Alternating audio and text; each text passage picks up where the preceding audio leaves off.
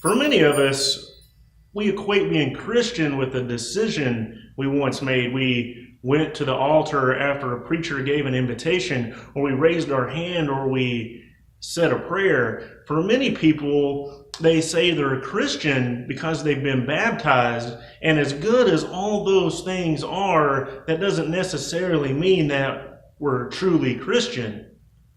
No, being Christian is more than a moment. It's more than an experience. It's more than a one-time decision. It's actually more than church attendance and more than participation in a Sunday school class.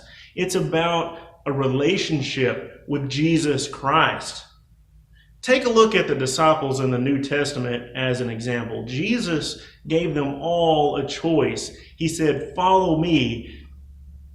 And they all could have said in that moment, yes, that sounds like a fantastic idea, but then never taken a single step toward Christ. If that happened, would any of them honestly be Christ followers? Not hardly. It's like James chapter 1, verse 22 says, "Be doers of the word, not just hearers."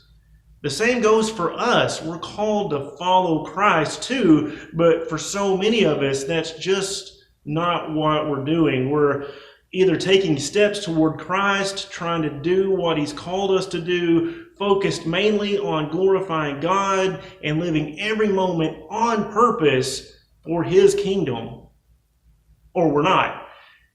There's no such thing as a partial Christian. There's no sort of, kind of, or maybe Christians. We either are or we're not. 2 Corinthians chapter 13, verse 5 says, "Test yourselves to see if you're in the faith. Check and see if Christ really is inside you. If He is, are you going to see a real difference? If He's not, then you're going to be the same old person that you always were."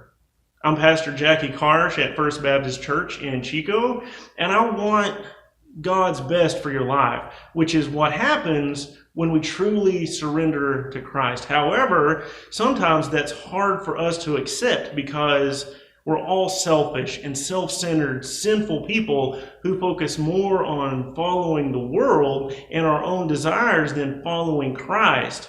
We look at Christianity from a what's in it for me perspective instead of a God-centered, God-fearing perspective.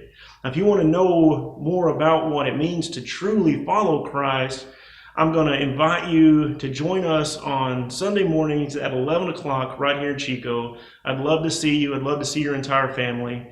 Thanks for listening, and have a blessed day.